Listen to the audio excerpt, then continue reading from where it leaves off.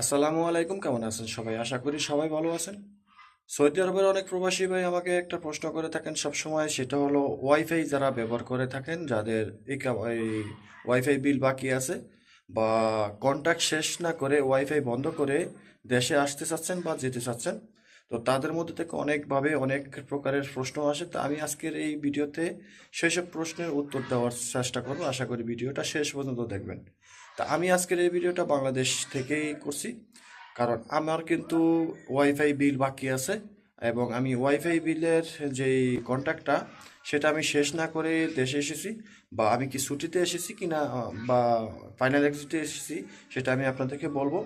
তবে তার আগে বলতে চাই যে আপনার যদি সৌদি আরবে থাকাকালীন আপনি যদি ওয়াইফাই বিল বাকি থাকে, আর সেই বাকি বিলটা যদি পরিশোধ না করে আপনি যদি দেশে আসতে চান, আপনি আসতে পারবেন এবং আবার আসতে পারবেনও না।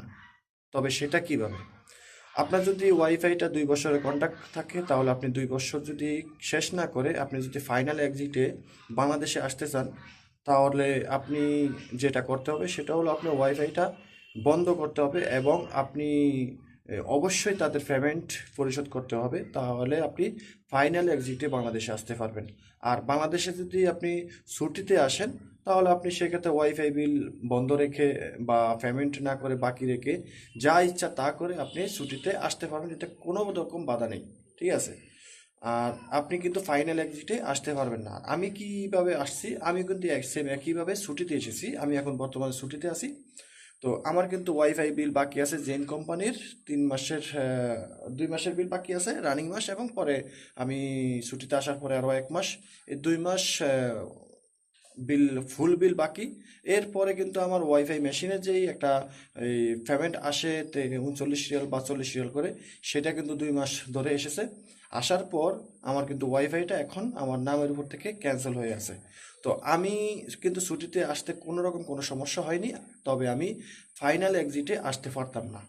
তো আপনাদের ভিতরে যদি কারোর ওয়াইফাই বিল বাকি থাকে, যে আপনি 1 বছর কন্ট্রাক্ট নিয়ে 3 মাস চালিয়ে বন্ধ করে দিয়েছেন, পেমেন্ট করেননি, সেক্ষেত্রে আপনি ছুটিতে আসতে পারবেন। তবে সেটা আপনার 1 বছর পূর্ণ হওয়ার আগে। 1 বছর পূর্ণ হয়ে যাওয়ার পরে কিন্তু আপনার কাছে মেসেজ আসবে অনবরত, এবং আপনার নামে মামলা হবে। তখন কিন্তু আপনি ট্রাভেল রেজিস্ট্রেশনের ভিতরে পড়বেন, আপনি দেশে আসতে পারবেন না, সেটা ছুটি কিংবা খরচ, যে কোনোভাবে আপনি দেশে আসতে পারবেন না। তবে আপনাদের মাথায় রাখতে হবে যে আপনি যদি ওয়াইফাই বিল বাকি থাকে সেটা অবশ্যই পরিশোধ করবেন, কারণ আপনি কবে আসতে পারবেন বা কবে নাগাদ আসতে চাইবেন, সেটা কোনো মানে নির্দিষ্ট কোনো টাইম নেই। তো দেখা গেছে আপনি 1 বছরের কন্ট্রাক্টে ওয়াইফাই নিয়েছেন বা 2 বছরের কন্ট্রাক্টে ওয়াইফাই নিয়েছেন, কিন্তু কন্ট্রাক্টটা শেষ না করে বন্ধ করে দিয়েছেন, কিন্তু 2 বছর পরে আপনি দেশে আসবেন, কিন্তু সেক্ষেত্রে আপনি আসতে পারবেন না যদি বিল পরিশোধ না করেন, তাদের পাওনা পরিশোধ না করেন।